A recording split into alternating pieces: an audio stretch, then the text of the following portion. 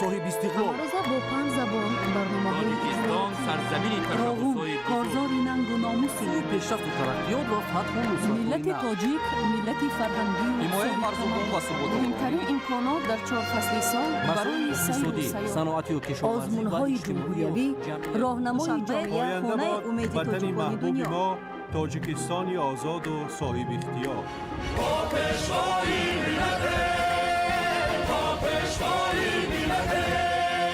دوست باشید، اتفاق باشید، شکرانه همین دولت کنید، شکرانه همین سرزمین کنید، شکرانه کنید که چنین وطن عزیز و محبوب دارید.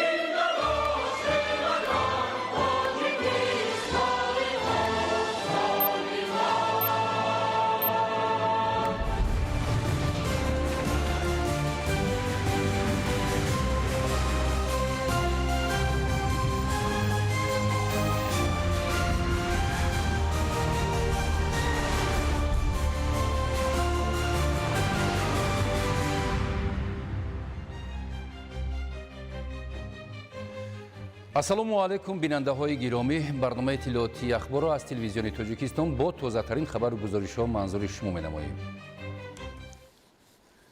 30 июл президенти ҷумҳурии тоҷикистон пешвои миллат муҳтарам эмомалӣ раҳмон барои иштирок дар вохӯрии ғайрирасмии машварати сарони давлатҳои осиёи марказӣ ва озарбойҷон вориди шаҳри чолпон-атаи ҷумҳурии қирғизистон шуданд. 31 июл президенти ҷумҳурии тоҷикистон пешвои миллат муҳтарам эмомалӣ раҳмон дар ин ҳамоиш иштирок ва суханронӣ намуданд. 31 июл дар шаҳри чолпон-отаи ҷумҳурии қирғизистон президенти ҷумҳурии тоҷикистон пешвои миллат муҳтарам эмомалӣ раҳмон дар вохӯрии ғайрирасмии машваратии сарони давлатҳои осиёи марказӣ ва озарбойҷон иштирок ва суханронӣ намуданд. сарвари давлати мо муҳтарам эмомалӣ раҳмон ин вохӯриро имкони мусоид барои баррасии роҳҳои пешбурди муштараки масъалаҳои рӯзномаи минтақавӣ арзёбӣ карда ба президенти ҷумҳурии қирғизистон муҳтарам Садир Жапаров барои даъват ва пазироии самимӣ изҳори сипос намуданд. муҳтарам эмомалӣ раҳмон бо таваҷҷӯҳ ба шиддат гирифтани танишҳои геополитикӣ, тағйирёбии низоми муносибатҳои байналмилалӣ ва зуҳури таҳдиду хатарҳои нави амниятӣ давлатҳои минтақаро ба вокуниши муштарак ва муассир нисбат ба ин зуҳуроти манфӣ даъват намуданд. ҳамзамон сарвари давлати мо афзоиши таваҷҷӯҳи ҷомеаи байналмилалиро ба минтақаи мо таъкид намуда изҳор доштанд ки ин раванд барои густариши робитаҳои тиҷоративу иқтисодӣ, ҷалби сармоя ва технологияҳо имкониятҳои нав фароҳам меорад. муҳтарам эмомалӣ раҳмон таъкид намуданд ки масъалаҳои рушди долонҳои нақлиётӣ ва логистикӣ, энергетика, саноат, рақамикунонӣ ва таъмини амнияти озуқаворӣ ҳамчун афзалиятҳои муштараки кишварҳои минтақа боқӣ мемонанд. сарвари давлати мо муҳтарам эмомалӣ раҳмон пешниҳод намуданд ки бо назардошти вазъияти имрӯза дар бозори энергетикии минтақа ва ҷаҳон дар кишварҳои осиёи марказӣ корхонаҳои бузурги коркарди нафт барои истеҳсоли маводи сӯхт сохта шаванд. ҳамчунин пешвои миллат рушди робитаҳои фарҳангиву гуманитариро ҳамчун омили муҳими таҳкими пояҳои дӯстӣ, ҳамдигарфаҳмӣ ва эътимоди байни мардумони мо арзёбӣ карданд. дар фарҷоми суханронӣ президенти ҷумҳурии тоҷикистон муҳтарам эмомалӣ раҳмон омодагии кишварамонро ҷиҳати идомаи талошҳо барои татбиқи амалии қарорҳои муштараки қабулшуда таъкид намуданд. дар ноҳияи спи тамин ба ифтихори ҷашни 35-солагии истиқлоли давлатӣ тадбирҳои созандагию ободонӣ марҳила ба марҳила амалӣ гардида дар асоси нақшаи таррезишуда дар баробари бунёди даҳо иншооти истеҳсолию иҷтимоӣ мунфарш намудани роҳҳои маҳаллӣ низ идома дорад. дар диҳаи фармонқалъаи деҳоти хуррамзамин вусъат ёфтани таъмиру навсозии роҳҳои маҳаллӣ аз он шаҳодат медиҳад ки сокинон сарҷамъу муттаҳиданд ва диёри худро ободу зебо менамоянд. маълумоти бештар дар гузориши абдуваҳоби абдусаттор. ташаббус ва иқдомҳои роҳсозӣ дар ноҳияи Спитамен натиҷаи корҳо назаррас ва намунаи ибрат аст. зеро ҳамасола сокинони заҳматпешаю бунёдкори ноҳия дар пайравӣ ба иқдому ташаббусҳои созандаи президенти ҷумҳурии Тоҷикистон пешвои миллат муҳтарам Эмомалӣ Раҳмон даҳҳо километр роҳҳои маҳаллиро мутобиқ ба меъёру талаботи пешбинишуда ва бо истифода аз техникаю механизми зарурӣ пурра мунфарш намуда бо мақсади сазовори истиқбол гирифтани ҷашни бузурги миллӣ 35-солагии истиқлоли давлатии ҷумҳурии Тоҷикистон тадбирҳои ободониро дар муттаҳидию сарҷамъӣ бо сатҳу сифати баланд амалӣ менамоянд. инак дар идомаи тадбирҳои созандагию ободонӣ ба истиқболи ҷашни 35-солагии истиқлоли давлатӣ дар деҳаи Фармонқалъаи деҳоти Хуррамзамин ки бештар аз 8,5 ҳазор аҳолӣ зиндагӣ мекунад, мунфаршнамоии зиёда аз 10 километр роҳҳои маҳаллӣ оғоз гардид. ба таъкиди сокинон дар гузашта дар ин деҳаи дурдасти ноҳия роҳҳои дохили кӯчаю маҳаллаҳо ҳолати ногувор дошт ва дар вақти бориши барфу борон барои хурду калон рафтуомад ба мушкил сурат мегирифт. барои бартараф кардани ин ҳолат соҳибкорон ва сокинон ба ҳам омада дар ободонии роҳу кӯчаҳои деҳа саҳми назаррасу шоиста мегузоранд. طبق معلومات در دوام سالهای 2026-2027 با سهمگذاری به‌واسطه اهالی میهن‌پرست و خیرخواه و سخاوت‌پیشه که آبادکاری و سازندگی را پیشه نمودند و برای فراهم آوردن شرایط مساعد زندگی تلاشی بیشتر دارند، زیاده از 30 کیلومتر راههای حدود دهات خرمزمین پرره منفرش کرده می شود. برای با سطح و صفت بلند اجرا نمودن کارهای مربوط به راهسازی، تکنیک و مکانیزم زمانوی استفاده گردیده، ساکنان دهه فرمانقلعه نقشه دارند که در آینده تدبیرهای چراغانکنی و در دو شفت راههای محلی بنیاد جویبارهای بتونی را هم عملی نمایند. هدف آبادی دهه و تامین زندگی شایسته برای هر یک خانواده می باشد. در ناحیه اسپیتمن کارهای منفرش‌کنی راههای محلی ادامه دارند. مردم به نقشه گرفتند که زیاده از 100 کیلومتر راه محلی را پرره منفرش نمایند. در این جانب 32 کیلومتر راه اهلکه منفرش کرده شد. امروز در دهه فرمانقلعه این کار آغاز یافت. مردم به نقشه دارند که در 2 سال آینده زیاده از 30 کیلومتر راه پرره منفرش نمایند و جشن 35 سالگی استقلال دولتی جمهوری تاجیکستان با دستاوردهای نظررس استقبال گیرند. назар ба давраи гузашта соли равон ин раванд дар 7 ҷамоати шаҳраку деҳоти ноҳияи Спитамен тақвият ёфта, бо саҳмгузории мақомоти маҳал, соҳибкорон ва аҳолӣ дар назар аст ки бештар аз 100 километр роҳҳои маҳаллӣ пурра мунфарш карда шавад. бо ин мақсад раванди таъмири роҳҳо аз ҷониби мақомоти маҳал, соҳибкорони ватандӯст ва аҳолии ноҳия боз ҳам вусъат меёбад. таъкид кардан ба маврид аст ки солҳои охир дар натиҷаи амалӣ намудани тадбирҳои созандагию бунёдкорӣ ноҳияи Спитамен ободу зебо шуда, бисёр мушкилоти иҷтимоии аҳолӣ бартараф ва шароити зиндагии сокинон ба маротиб беҳтар гардид. шаҳри Лавакан ба яке аз марказҳои муҳими рушди истеҳсолӣ дар вилояти Хатлон табдил ёфтааст. бо таъсиси корхонаҳои нав, афзоиши ҳаҷми истеҳсолот ва истифодаи технологияҳои муосир, соҳаи саноати шаҳр имрӯз бо суръати устувор рушд намуда дар таҳкими иқтисоди миллӣ саҳми назаррас мегузорад. шарҳи бештар дар таҳияи ҳамкоронамон. татбиқи ҳадафи чорumi стратегияи ҷумҳурии Тоҷикистон саноатикунонӣ бо суръати кишвар имрӯз дар тамоми минтақаҳои мамлакат натиҷаи назаррас ба бор овардааст. дар ин раванд шаҳри Левакан низ бо истифодаи самараноки иқтидорҳои истеҳсолӣ, ҷалби сармоя ва таъсиси корхонаҳои нав ба яке аз марказҳои муҳими саноатии вилояти Хатлон табдил ёфтааст. айни замон дар шаҳри Левакан 36 корхонаи саноатӣ фаъолият дошта, дар он номгӯи зиёди маҳсулотҳои воридодивазкунанда ва ба содирот нигаронидашуда истеҳсол мегардад. самараи фаъолияти ин корхонаҳо на танҳо дар афзоиши ҳаҷми истеҳсолот, балки дар таъсиси ҷойҳои нави корӣ, баланд бардоштани сатҳи даромади аҳолӣ ва рушди иқтисоди маҳаллӣ низ равшан эҳсос мешавад. طبق معلومات رسمی به حالت 1 ایولی سال 2026 حجم استحصال و کارکرد محصولات صنعتی در کارخانه‌های شهر لوکان به 247 میلیون و 346 هزار سومانی رسانیده شده است. این نشان دهنده نسبت به همین دوره سال گذشته 81 میلیون و 159 هزار و 900 سومانی زیاد بوده.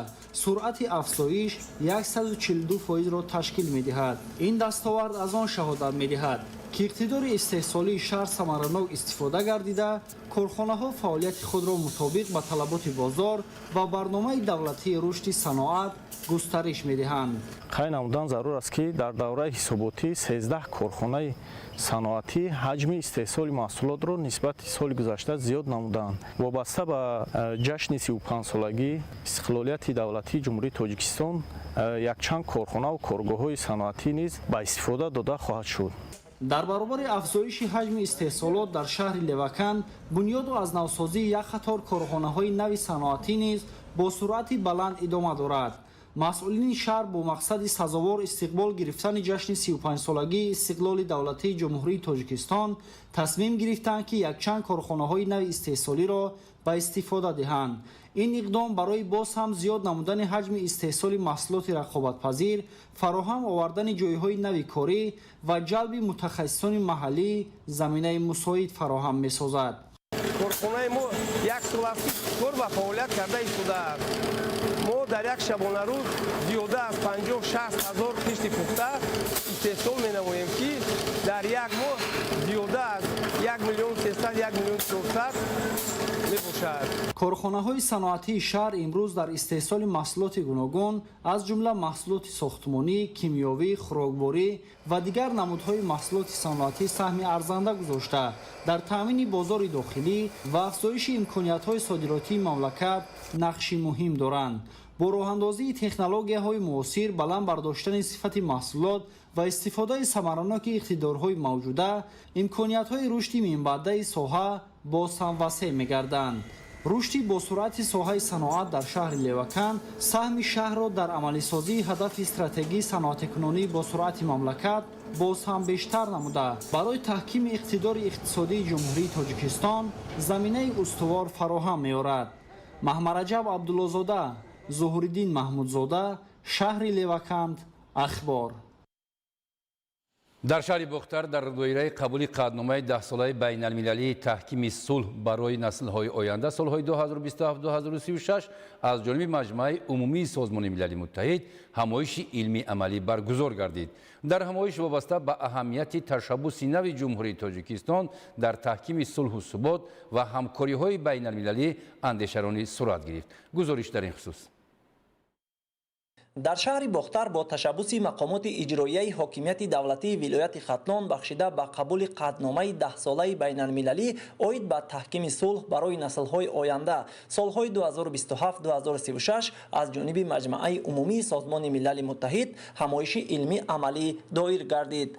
در آغاز با ابتکار ریاست کار با جوانان و ورزش ولایت ختلان اکسیه ولایتی تحت عنوان صلح فرهنگ است دایر شده به اشتراکچیان ورقه‌های اطلاعاتی تقدیم کرده شد. تشبثکاران در دایره اکسیت جهت تحکیم دوستی، احترام همدیگر و پیشگیری هر گونه ظهورات نامطلوب میان اشتراکچیان اظهار اندیشه نمودند. در قسمت دیگری چاره‌بینی وابسته به اهمیت تاریخی قبول قطعنامه مذکور و نقش جمهوری تاجیکستان در پیشبرد تشبث‌های بین المللی صلح آفرینده سخن رفته ذکر گردید که قبول این قطعنامه در عرصه بین المللی باز یک دستاورد مهم سیاست خارجی جمهوری تاجیکستان بوده جایگاه کشور را همچون تشبثکاری مسئله‌های صلح، امنیت و همکاری سازنده در جهان تحکیم می‌بخشد.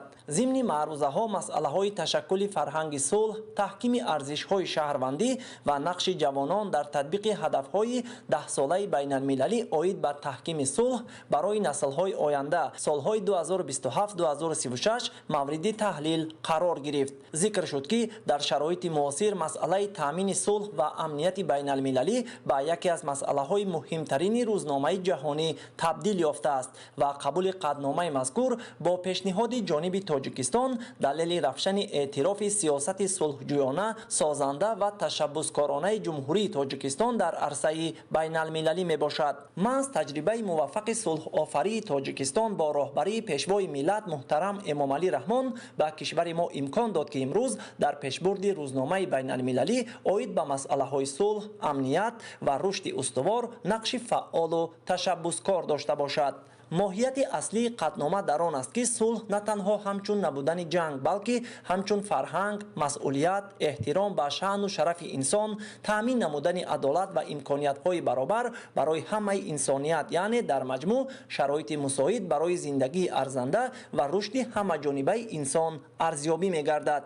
қабули қатномаи 10-солаи байналмилалӣ оид ба таҳкими сулҳ барои наслҳои оянда солҳои 2027-2036 аз муҳимтарин дастовардҳои дипломатияи муосири ҷумҳурии Тоҷикистон маҳсуб ёфта, идомаи мантиқии сиёсати сулҳҷӯёна, созанда ва дурбинонаи президенти ҷумҳурии Тоҷикистон, пешвои миллат муҳтарам Эмомалӣ Раҳмон мебошад ва ҳадафи асосии он ба ташаккули заминаҳои устувори сулҳ дар сатҳи ҷаҳонӣ, таҳкими ҳамкорӣ, пешгирии низоъҳо ва рушди фарҳанги сулҳ, ташвиқи муколама ва мусолиҳа бо назардошти низоъҳо ва манфиатҳои наслҳои оянда дар таҳкими сиёсат ва равандҳои қабули қарорҳо равона гардидааст. боиси ифтихор аст ки ҷиҳати татбиқ ва пешбурди ташаббусҳои байналмилалии ҷумҳурии Тоҷикистон мунтазам ҳамоишҳо, форумҳо ва конференсияҳои сатҳи баланд баргузор мегарданд.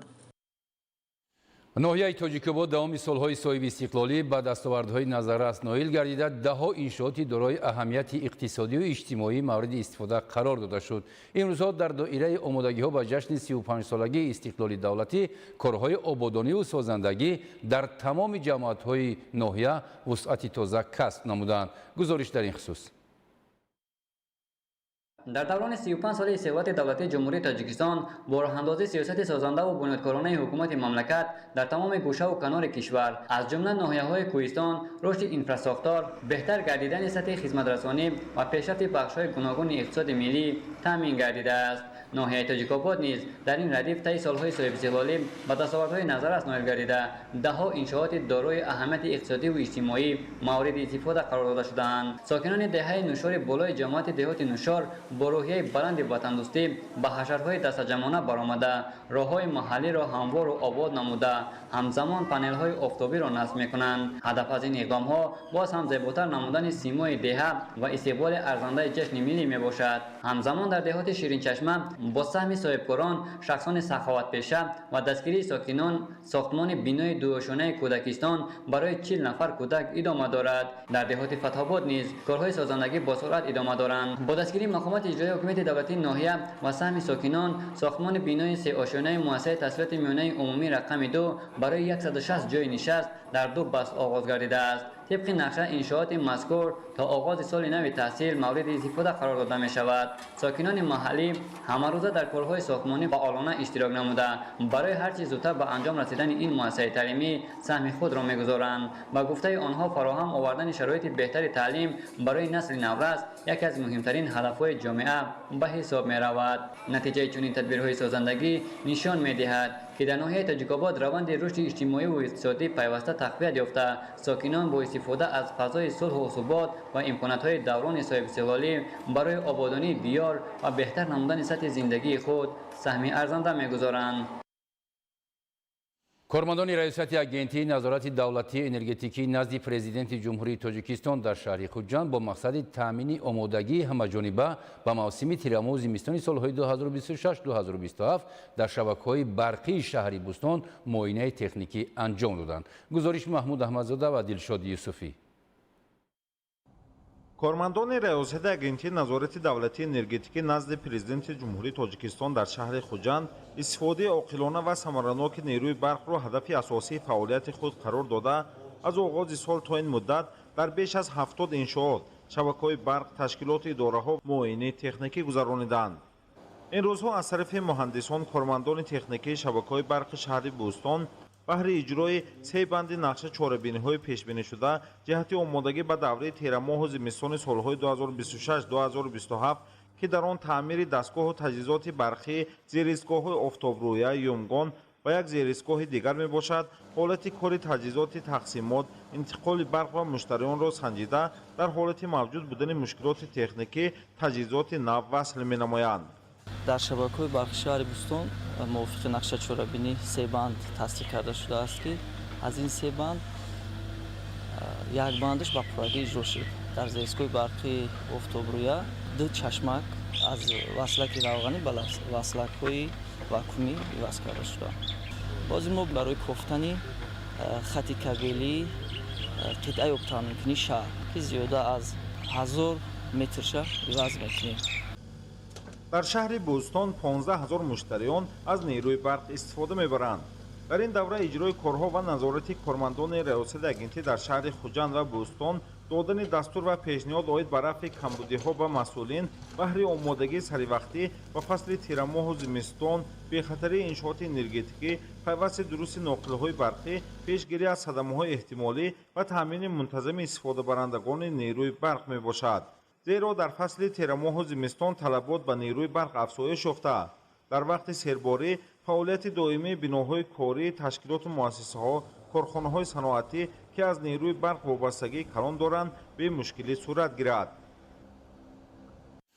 озмуни байналмилалии эҷодӣ таҳти унвони ҳуқуқ ба саломатӣ аз 4 номинатсия ва 2 давра иборат буда даври ниҳоӣ то 15 ноябри соли ҷорӣ идома меёбад.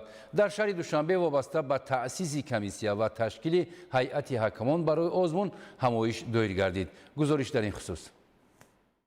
дар шаҳри Душанбе барои таъсиси комиссияи тадорукотӣ ва ҳайати ҳакамони марҳилаи миллии озмуни байналмилалии эҷодӣ таҳти унвони ҳуқуқ ба саломатӣ ҳамоиш доир шуд.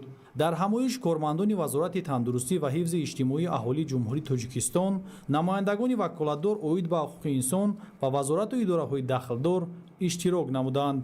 гуфта шуд ки озмуни байналмилалии эҷодӣ таҳти унвони ҳуқуқ ба саломатӣ дар доираи эълон гардидани соли 2026 соли ҳифзи саломатӣ баргузор гардида аз 4 номинатсия иборат мебошад. иштирокчиён метавонанд малакаву маҳорати эҷодии худро аз рӯи 2 сину сол то 14 сола ва аз 14 сола боло дар номинатсияҳои беҳтарин эссе, беҳтарин навор, беҳтарин акс ва беҳтарин сурат санҷанд. озмун аз 2 давр, даври миллӣ аз 1 май то 1 август ва даври байналмилалӣ аз 1 сентябр то 15 ноябри соли ҷорӣ идома меёбад. дар идома иброз гардид ки мақсад аз баргузории озмуни байналмилалии эҷодӣ таҳти унвони ҳуқуқ ба саломатӣ таъмини огоҳии шаҳрвандон оид ба ҳуқуқи онҳо барои ҳифзи сиҳативу дастрасӣ ба ёрии тиббӣ, вобаста кардани ҷавонон ба корҳои эҷодӣ ва ҳимояи ҳуқуқи башар ва баҳогузории сатҳи дастрасии хизматрасониҳои тиббӣ дар кишварҳои иттиҳоди давлатҳои мустақил мебошад.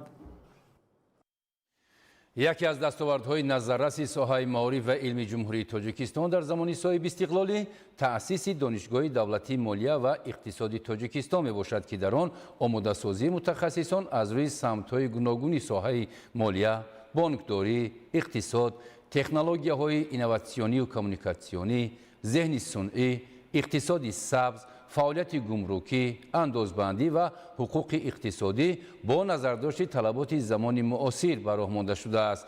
ин муассисаи таҳсилоти олии касбӣ дорои 7 факултет, 20 кафедраи тахассусӣ ва 9 кафедраи умумии донишгоҳӣ мебошад. ин нуқта зимни ҷамъбасти натиҷаҳои фаъолият дар 6 моҳаи аввали соли 2026 таъкид гардид. иттилоъ дода шуд ки ба ҳолати 1 июли соли 2026 беназардошти хатмкардагон шумораи донишҷӯён 6072 нафарро ташкил медиҳад ки онҳо дар шакли таҳсили рӯзона, фосилавӣ ва таҳсилоти олии дуюм ба таҳсил фаро гирифта шуданд. дар соли 2026 донишгоҳро 1959 нафар донишҷӯён хатм намуда, аз ин шумора 83 нафарашон соҳиби дипломи аъло гардиданд. طبق تحلیل کارشناسان سهم بخش‌های خانوادگی‌ها در مجموع محصولات کشاورزی بیشتر بوده با راه استفاده زمین‌های نزد حولگی نیازمندی خانواده‌ها از بازار کم گردیده است. امروز استفاده مقصدناک زمین نزد حولگی و ذخیره محصولات برای دوره تیرم و زمستان در هر یک عائله به یک عمل حتمی و معمولی تبدیل یافته است. موضوع را همکاران ما شرح می‌دهند. дар сохтори умумии истеҳсоли маҳсулоти кишоварзӣ нақши ҳамоҳангии ду бахши асосӣ давлативу хусусӣ ва аҳолӣ устувор ва мутавозин боқӣ мемонад. саҳми хоҷагиҳои деҳқонӣ ва ҷамоавӣ 47.2% ва бахши аҳолиро 52.8% ташкил медиҳад ки ин нишонаи фаъолияти самараноки тамоми сохторҳои истеҳсолии кишвар мебошад. аз 50% бештар будани саҳми хонаводаҳо дар маҷмӯи маҳсулоти кишоварзӣ бозгӯи он аст ки истеҳсоли маҳсулот аз заминҳои назди ҳавлигӣ аз саҳми назарраси ин бахш бозгӯ мекунад. در حالتی که اگر هر یک اویله زمین‌های نزدیک حولگی یا که دیگر زمین‌های ثمراناک استفاده بود امکانیت میدهد که در دوره زمستان و بهار از بلندشوی نرخ محصولات در بازار پیشگیری نماید. وقتی هر یک اویله اگر محصولات اولین خود را از حساب زمین‌های نزدیک حولگی خود در نتیجه ثمراناک استفاده بردن آنها ذخیره نماید، در نتیجه در بازار داخلی بلندشوی نرخ محصولات یعنی از بلندشوی آن پیشگیری می‌نماییم.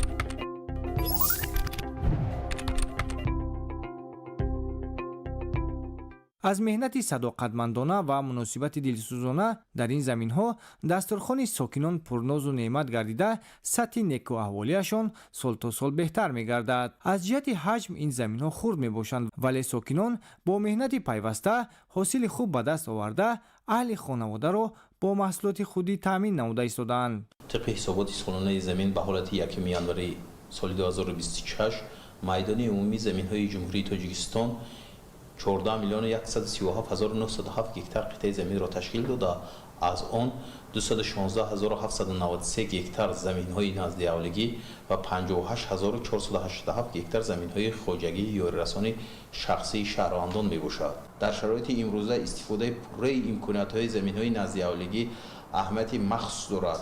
پرورش سبزوات، پولیزی، کارتوشکا، لوبیوگی، درختان میوه دهنده و دیگر زراعت‌های سرحاصل امکان می‌دهد که طلبات اویله با محصولات تر تازه تامین گردد. امروز تمام کشاورزان و هر یک اویله با استفاده عاقلانه و ثمراناک زمین از جمله زمین‌های نزد حولگی در زمین‌های آبی برای ماندن کشتی تکراری که منفعت و ثمراناکی این عمل سالهای اخیر در فراوانی بازار استعمالی روشن دیده می‌شود دقت اولین درجه می‌دهند. در ناحیه شهر نو با مقصد دستگیری کشاورزان، معرفی محصولات تر و تازه و رشد ساحه کشاورزی گوشه دهقان تشکیل کرده شده است. گزارش در این خصوص. گوشه دهقان که در کنار شاهراه دوشنبه ترسونزاده در حدود ناحیه شهر نو جایگیر است، یکی از نقطه‌های مهم فروش محصولات تر و تازه کشاورزی در این منطقه به حساب می‌رود. در اینجا دهقانان از خواجگی‌های گوناگون ناحیه و منطقه‌های همسایه میوه و سبزوات، پالزی، محصولات باغداری و دیگر محصولات کشاورزی خود را به واسطه به خریداران پیشنهاد می‌کنند. به خاطر آنکه محصولات بدون میانه‌رو به فروش برآورده می‌شود، نرخ آنها نسبت به بازارها دسترس و مناسب است. خریداران همروزه محصولات تر و تازه، خوش‌صفت و از جهت اکولوژی تازه را با نرخ‌های موافق دسترس می‌نمایند. این گوشه نه تنها برای ساکنان ناحیه شهر نو بلکه برای مسافرانی که از این شاهراه گذر می‌کنند امکانیت خوب است تا محصولات وطنی را خریداری نمایند. طول 4 سال میباشد که در شاهراه دوشنبه ترسونزاده گوشه دهقان رو به حساب داده هستند که امروز دهقانان ما حاصلات خود را آورده در همین گوشه دهقان با نرخ‌های دسترس می‌فروشند و مهمانانی که از این شاهراه می‌گذرند از این میوه و سبزوات‌های تر و تازه خریداری می‌نمایند. فعالیت چنین نقطه‌های فروش به دستگیری استحصال کنندگان محلی، افزایش درآمد دهقانان و تامین اهالی با محصولات با صفت وطنی مساعدت می‌کند. در زمینه تطبیق امتیاز و سبوکی‌های اندازی و گمرکی، عملی شوی برنامه‌های دولتی و توجه به بخش خصوصی در شهر وحدت تعداد خواجگی‌های ماهی‌پروری و پرنده‌پروری افزوده است. گزارش لاله بحریدین. از 29 عدد خواجگی‌های ماهی پرور که در حدود شهر وحدت فعالیت دارند، استحصال ماهی در 6 ماه سال 2026 به 407 تن رسانده شده است. از این حساب حجم استحصال نسبت به همین دوره سال سپری گردیده 40 تن زیاد است. صاحبکاران با استفاده از امکانیت‌های موجوده طبیعی در دره خوشمنظره رامید بیشتر پرورش گل ماهی را که در داخل و خارج مملکت سرخریدار است به راه ماندند. به گفته مسئولین پرورش گل ماهی در ساحل رود به رشد این ساحه سرطلبات مساعدت میکند. آب در اینجا سرد و پاک و مصفا است. در شهر وحدت 29 عدد خواجگی‌های ماهی پروری فعالیت می‌نمایند که سال تا سال самти моҳипарварӣ рушд карда истодааст ва хоҷагидорон ният доранд ки ба таври замонавӣ парвариши моҳиро ба роҳ монанд. Бо ин усул истеҳсоли моҳиро зиёд намуда дар баробари таъмин намудани бозори дохилӣ ба содирот равона гардонанд. Маҳз ҳамин боис мегардад ки соҳибкорон ҳавасманд гарданд соҳаи моҳипарварӣ рушд кунад. баҳор аввалин хоҷагии гулмоҳипарвар нест ки фаъолиятро бо истифода аз оби сарду поку мусаффо дар ин дараи хушманзара ба роҳ монда бошад. феълан теъдоди хоҷагиҳои гулмоҳипарвар дар ин дараи хушманзара зиёду теъдоди ҳавзҳои моҳиҳои сарди дӯстдору гарми дӯст дар ҳудуди шаҳри ваҳдат ба 29 адад мерасад. аз ин ва дигар шаҳру ноҳияҳои мамлакат истеҳсоли моҳии молӣ дар 6 моҳи соли 2026 дар ҷумҳурӣ тамоюли афзоиш дорад.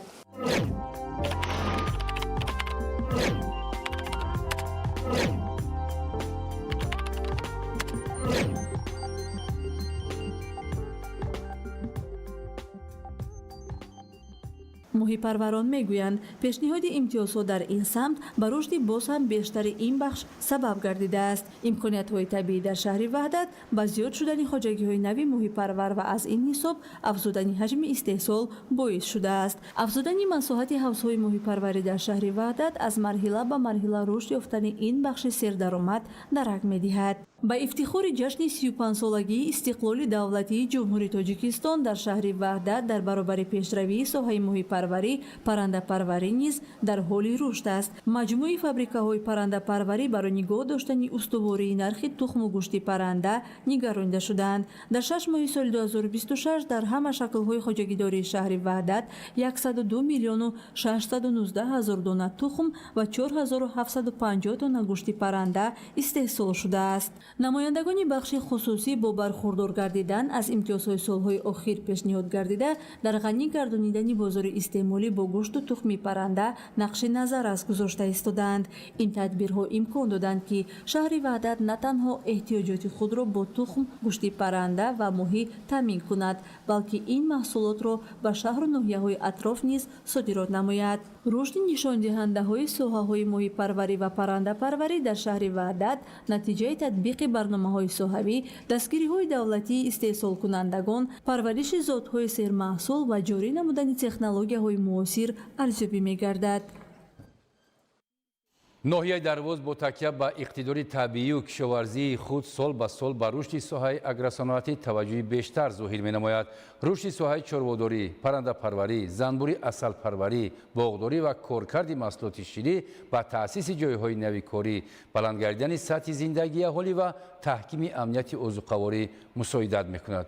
гузориши ҳамкорони мо. имрӯз дар ноҳияи дарвоз истеҳсоли маҳсулоти кишоварзӣ танҳо ба парвариши зироатҳо маҳдуд нашуда, самтҳои гуногуни агросаноатӣ, чорводорӣ, паррандапарварӣ, занбури асалпарварӣ, боғдорӣ, лимӯпарварӣ ва парвариши анору анҷир низ рушд меёбанд. ҳамзамон коркарди маҳсулоти ширӣ ва дигар маҳсулоти кишоварзӣ ба роҳ монда шуда, барои ташкили ҷойҳои нави корӣ ва таъмини бозори дохилӣ бо маҳсулоти ватанӣ замина фароҳам меояд. яке аз иқдомҳои муҳим дар ин самт ба истифода дода шудани комплекси агросаноатӣ, фермаи чорвопарварӣ ва коргоҳи коркарди маҳсулоти ширӣ дар деҳаи умараки ҷамоати деҳоти қалъаи хумб мебошад. ин иқдом бо ташаббуси соҳибкорони ватанӣ дар заминаи ҷамъияти дорои масъулияти маҳдуди парки инноватсионии саноатии технологии ноҳияи дарвоз амалӣ гардида, маҷмӯъ дар масоҳати ним гектар замин бунёд шудааст. дар ин маҷмӯъа фермаи чорвопарварӣ аз ҷумла барои парвариши бузҳои ширдеҳ, инчунин коргоҳи истеҳсоли маҳсулоти ширӣ фаъолият мекунад. аз шири истеҳсолшуда маҳсулоти гуногун аз ҷумла дуғоб, қаймоқ, панир ва равғани маска омода шуда ба бозор пешниҳод мегарданд. дар фермаи мо 130 сар буз мавҷуд аст, бузҳои заненӣ ва алпинӣ. аз он ҷумла 36 саршу бузи ширӣ аст, шир медиҳанд. мо маҳсулоти шир ва маҳсулоти ширӣ истеҳсол мекунем. саршумори мо аз аввале ки ворид кардем 80 сар буд, ба 120 сар расид. шароити кӯҳистони ноҳияи дарвоз барои парвариши чорвои калону майда ба хусус буз ва гӯсфанд имкониятҳои хуб фароҳам меорад. рушди ин соҳа на танҳо ба зиёд шудани истеҳсоли маҳсулоти гӯштӣ ва ширӣ, балки ба беҳтар гардидани таъминоти аҳолӣ бо маҳсулоти ғизоии ватанӣ мусоидат мекунад. ташкили чунин корхонаҳои истеҳсоливу коркардӣ барои ноҳияи дарвоз аҳамияти аҳамияти хос дорад, зеро дар баробари истеҳсоли маҳсулот онҳо барои таъсиси ҷойҳои нави корӣ, рушди соҳибкорӣ, баланд гардидани сатҳи зиндагии аҳолӣ ва таъмини бозори дохилӣ бо маҳсулоти хушсифати ватанӣ мусоидат мекунад. Моҳираи Тоҳир, Муборакшоҳи Рустам, Ноҳияи Дарвоз, Ахбор. ифротгароӣ ва терроризм ҳамчун зуҳуроти номатлуби ҷомеа ба яке аз мушкилоти глобалӣ табдил ёфта аҳли сайёраро ба ташвиш овардааст. дар корҳои зиёди илмии таҳлилгарон, олимон ва сиёсатмадорон ин соҳа баррасӣ шуда, мушкилоти мазкур онро тақозо мекунад, ки ин самт бояд ба таври васеъ ва ҳаматарафа омӯхта шуда, сабабу омилҳо ва чораҳои пешгирикунандаи терроризм ва экстремизм муайян карда шавад. гузориш дар ин хусус. ин минтақаҳо чанд сол қабл як макони пешрафтаву обод буд. имрӯз таҳти амалҳои террористӣ ба як харобазор табдил ёфтааст. солҳои охир дар гӯшаҳои гуногуни олам содир гардидани ҳамин гуна амалҳои дорои террористиву экстремистӣ дошта боиси марги ҳазорон одамони бегуноҳ шудааст. аз ин манзараҳо бармеояд, ки терроризм имрӯзҳо ба таҳдиди воқеиву ҷиддӣ ба амнияту суботи ҷаҳон ва пешрафти инсоният табдил ёфтааст. ҷиноятҳои хусусияти террористӣ ва экстремистӣ дошта имрӯз дар баробари дигар ҷиноятҳо хатари басо баланд дорад. сар задани чунин навъи ҷиноятҳо бевосита таъсиргузор аст ба соҳаи иқтисодиёт, ба соҳаи иҷтимоиёт ва сиёсии кишвар. терроризм ва экстремизм хусусияти фаромилӣ ва фаромарзӣ дорад. яъне ин қабил ҷиноятҳо дар як давлати муайян не, балки хусусияти умумӣ дорад, яъне дар арсаи байналмилалӣ метавонад ки содир гардад. имрӯз на танҳо ҷумҳурии Тоҷикистон, балки дигар давлатҳои дунё муқоимат бурда истоданд бо ин зуҳуроти номатлуб ва нақши ҷумҳурии Тоҷикистон дар арсаи байналмилалӣ басо созгор мебошад. бевосита ташаббусҳои пешвои муаззами миллат дар созмонҳои байналмилалӣ, бахусус созмони милали муттаҳид дар бораи таҳкими сулҳ барои наслҳои оянда дар солҳои 2026-2036 мебошад ва имрӯз мо бо боварии комил гуфта метавонем, ки бо ташаббусҳои назарраси пешвои муаззами миллат ҷумҳурии Тоҷикистон мавқеи манзалати худро дар расаи байналмилалӣ боз ҳам мустаҳкам гардонидааст. ҷумҳурии Тоҷикистон дар роҳи муқовимат бо хатару таҳдидҳои амниятӣ бо андешидани чораҳои дахлдор дар сатҳҳои милливу минтақавӣ пайваста кӯшиш ба харҷ дода, дар ин самт бо пешниҳоди ташаббусҳои муҳиму саривақтӣ нақши муассир дорад. ташаббуси навбатии президенти ҷумҳурии Тоҷикистон муҳтарам Эмомалӣ Раҳмон дар бораи бо қадномаи махсуси Созмони Милали Муттаҳид эълон намудани 10-солаи таҳкими сулҳ ба хотири наслҳои оянда ба ҳифзи сайёраи бехатар, осоишта ва устувор равона гардидааст. хурсандиовар аст, ки мо шоҳиди боз як ташаббуси байналмилалии ҷумҳурии Тоҷикистон гаштем. ин ташаббус ба масъалаи сулҳ, ба масъалаи рушди ҷомеа ва масъалаи тинҷиву амонӣ равона карда шудааст. ин аз он шаҳодат мегӯяд, ки обрӯи эътибори ҷумҳурии Тоҷикистон, алахусус пешвои миллат, президенти ҷумҳурии Тоҷикистон муҳтарам Эмомалӣ Раҳмон дар сатҳи байналмилалӣ бениҳоят баланд мебошад. пешвои муаззами миллат, президенти кишвари мо муҳтарам Эмомалӣ Раҳмон дар сатҳи байналмилалӣ ин ташаббусро пешниҳод намуд ва аз ҷониби ҷомеаи ҷаҳонӣ пазируфта шуд.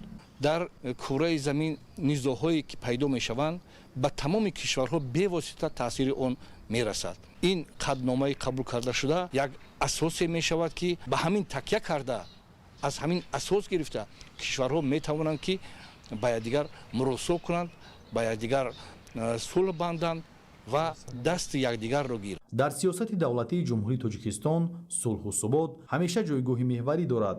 пешвои муаззами миллат муҳтарам Эмомалӣ Раҳмон дар тӯли фаъолияти давлатии худ пайваста ба арзишҳои сулҳ, ваҳдати миллӣ, ҳамдигарфаҳмӣ ва ҳамкории созандаи байналмилалӣ ҷонибдорӣ намуда, дар суханрониҳои худ таъкид мекунанд, ки сулҳ бояд ба фарҳанги умумии инсоният табдил ёбад ва таҳкими он танҳо тавассути мукаллама, эҳтироми мутақобила ва ҳамкории созанда имконпазир аст. аз ҷониби асосгузори сулҳу ваҳдати миллӣ пешвои миллат, президенти ҷумҳурии Тоҷикистон муҳтарам Эмомалӣ Раҳмон эълон гардидани соли маърифати ҳуқуқӣ, ҳамзамон қонуни ҷумҳурии Тоҷикистон дар бораи ватандӯстии шаҳрвандон, ки ин яке аз омилҳои маҳсуб меёбанд, ки бевосита мафкураи ҳуқуқии шаҳрвандонро баланд мебардорад, ҳиссиёти ватандӯстии шаҳрвандонро баланд мебардорад, яке аз омилҳои пешгирии чунин навъи ҷиноятҳо маҳсуб меёбад. амалӣ кардани тадбирҳои саривақтӣ ва талошҳои пайвастаи кишварҳои ҷаҳон барои муборизаи беамон бар зидди терроризму ифротгароӣ имкон фароҳам меорад ки тадриҷан дар ин самт барои таъмини суботу амният дар кишварҳои зуҳуркунандаи ин хатари замони муосир қадамҳои устувор гузошта шавад. шумораи қурбониёни заминларза дар ҷопон ба 34 нафар расид. Дар олмон бар асари гармии ғайримуқаррарӣ аз аввали сол 9800 нафар ҷон бохтанд. ин баландтарин нишондиҳанда дар 10 соли охир ба ҳисоб меравад. шарҳи рӯйдодҳои хориҷи кишвар дар таҳияи ҳамкорони мо.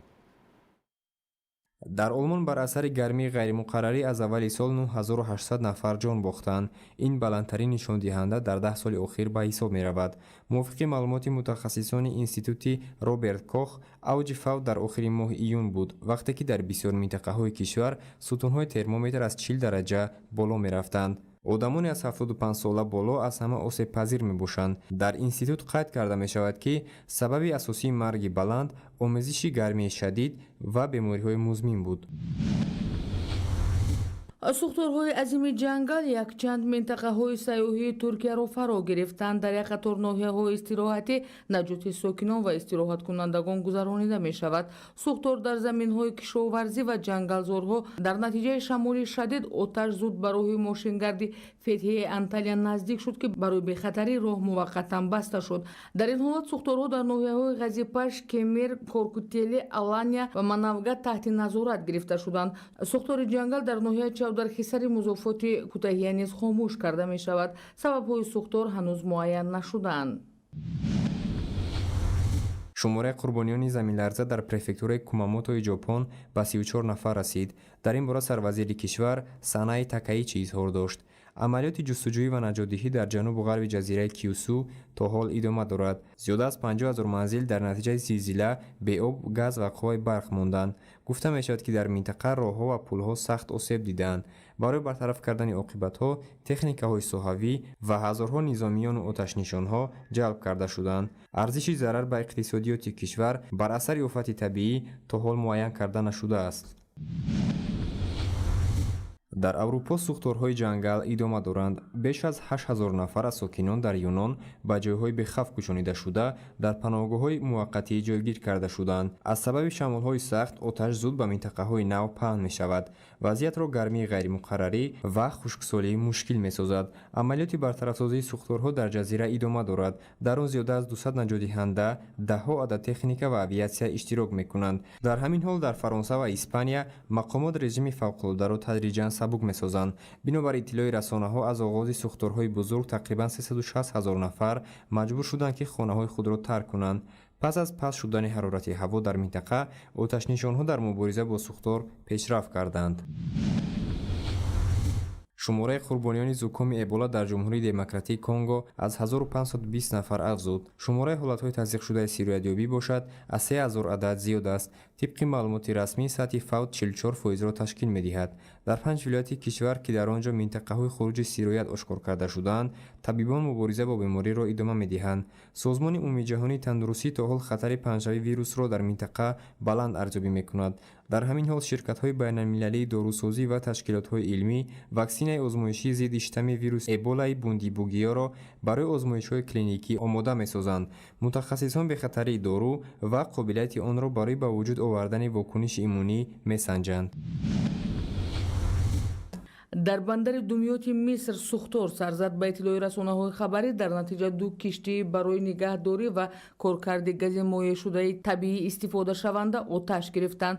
айни ҳол сӯхтор пурра хомӯш карда шудааст. сабаби расмии ҳодиса эълон нашудааст. аммо ба иттилои агентии Reuters ва ширкати бритониёи амнияти баҳрии Эмбре эҳтимолан бандар мавриди ҳамлаи ҳавопаймои бесарнишин қарор гирифта, як танкери амрикоӣ нигаҳдории гази моеъшудаи табииро ҳадаф қарор додааст. ба гуфтаи манбаъҳо ин ҳодиса дар пасманзари шиддат гирифтани вазн дар ховари миёна рух додааст.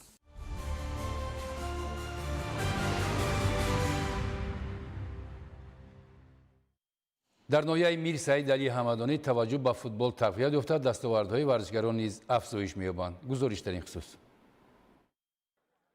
дар ноҳияи мир саид алӣ ҳамадонӣ ба муносибати таҷлили сазовор аз ҷашни 35-солагии истиқлоли давлатӣ дар баробари корҳои ободониву созандагӣ ҷиҳати фароҳам овардани муҳити солими маънавӣ ва тарғиби тарзи ҳаёти солим миёни аҳолӣ баргузории чорабинҳои фарҳангиву маърифатӣ ва мусобиқаҳои гуногуни варзишӣ низ роҳандозӣ шудаанд.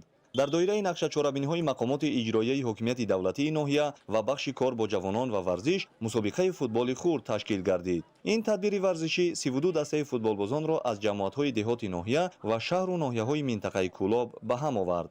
дар даври ниҳоии мусобиқа ки дар маркази ноҳия баргузор гардид, дастаҳои ҷавонони шаҳри кӯлоб ва кишвари ҷамоати шаҳраки москваи ноҳияи мир саид алӣ ҳамадонӣ барои ба даст овардани ҷойи аввал бо ҳам қувваозмоӣ намуданд. мусобиқа дар фазои солими рақобат, дӯстиву рафоқат ва бо иштироки фаъоли варзишгарону мухлисони футбол доир шуд. ҳар як бозӣ бо ҳунару маҳорати варзишгарон, иродаи қавӣ ва кӯшиши ноил шудан ба пирӯзӣ ҷараён гирифт. бозии ниҳоӣ бо ҳузури теъдоди зиёди мухлисони футбол дар фазои идона ва пуршӯр баргузор шуд. футбол ҳамчун яке аз намудҳои рушдёфтаи варзиш имрӯз на танҳо василаи таҳкими саломатӣ ва тарғиби тарзи ҳаёти солим, балки омили муҳими таҳкими дӯстиву бародарӣ, ҳамдигарфаҳмӣ ва муттаҳидии ҷомеа ба ҳисоб меравад. футболбозон бо маҳорати баланди варзишӣ, иродаи қавӣ ва завқу таваҷҷӯҳи хоса рақобат намуда, мусобиқа ҷолибу хотирмон ва ҳаяҷонбахш идома ёфт. роҳандозии чунин иқдом оянда барои иштироки наврасону ҷавонон дар мусобиқаҳои сатҳи вилояту ҷумҳурӣ ва байналмилалӣ замина хоҳад гузошт. дар бозии ниҳоӣ дастаи кишвари ҷамоати шаҳраки москваи ноҳияи мир саид алӣ ҳамадонӣ бо нишон додани маҳорати баланд ва ба даст овардани бартарии бештар бар рақиб пирӯз гардид. пас аз анҷоми рақобатҳо маросими ҷоизасупорӣ баргузор шуд. дар он намояндагони мақомоти иҷроияи ҳокимияти давлатии ноҳия ва масъулони бахши кор бо ҷавонон ва варзиш иштирок намуда, дастаҳои ғолиб бо сипоснома, медал, ҷом ва тӯҳфаҳои хотиравӣ қадрдонӣ гардиданд. тибқи натиҷаи мусобиқа ҷойи аввал ва мукофоти пулӣ ба маблағи 7000 сомониро дастаи кишвари ҷамоати шаҳраки москваи ноҳияи мир саид алӣ ҳамадонӣ, ҷойи дуюм ва мукофоти пулии 3000 сомониро дастаи ҷавонони шаҳри кӯлоб, ҷойи сеюм ва мукофоти 1000 сомониро дастаи гулистони ҷамоати деҳоти хоҷамумини ноҳияи мир саид алӣ ҳамадонӣ сазовор гардиданд. мақсад аз ин иқдомҳо пеш аз ҳама тарбияи насли солим, худшиносу ватандӯст, баланд бардоштани маҳорати варзишии ҷавонон ва муаррифии имкониятҳои варзишии минтақа мебошад. зеро ҷавонони солиму нерӯманд ва соҳиби истеъдод кафили фардои ободу пешрафти тоҷикистони соҳиби истиқлол ба шумор мераванд. бо мақсади баланд бардоштани қувваи ҷисмонӣ, мутобиқати бадани варзишгарон дар шароити кӯҳсор, такмили техника ва тактика, 40 нафар ҷудочиёни наврасу ҷавон дар ноҳияи Масчо ба машқҳои дастаҷамона фаро гирифта шуданд. бо мақсади баланд бардоштани малакаҳои маҳорати варзишгарон, омода намудани онҳо ба мусобиқаҳои дар пеш истода ва ба истироҳату фароғат фаро гирифтани онҳо дар таътили тобистона 40 нафар ҷудочиёни наврасу ҷавони ноҳияи Мачо ба машқҳои дастаҷамъӣ ҷалб карда шуданд. машқҳои дастаҷамъонаи ин варзишгарон дар истироҳатгоҳи сиёвуши минтақаи Сангчашмаи ноҳияи Мачо тӯли 10 рӯз давом мекунад. варзишгарон аз ин иқдом боидаруҳанд, зеро ин минтақаи хушбоду ҳаво барои машқу тамрин ва истироҳату фароғати онҳо тамоми шароитҳои зарурӣ муҳайё карда шудааст. ҳамчунин барои варзишгарон хурду хӯроки серғизо муҳайё буда, онҳо дар лаҳзаҳои фароғат ба омӯхтани забони англисӣ ва русӣ ҷалб мешаванд. ҳавзу шиноварии осоишгоҳ барои оббозӣ, шиноварӣ ва фароғати варзишгарон мусоид буда, баъди тамринҳо онҳо бо оббозии шиноварӣ машғул мешаванд. мураббиён умед доранд ки баъди ин машқҳои дастаҷамъӣ малакаҳои маҳорати варзишгарон боло рафта, онҳо дар мусобиқаҳои дар пеш истода ба дастовардҳои арзишманд ноил мешаванд. ёдовар мешавем ки соли гузашта низ машқҳои дастаҷамъии ҷудочиёни ноҳияи Мачо дар ҳамин минтақа ва ноҳияи Шаҳристон роҳандозӣ шуда буд ки натиҷаҳои назаррас ба даст оварданд.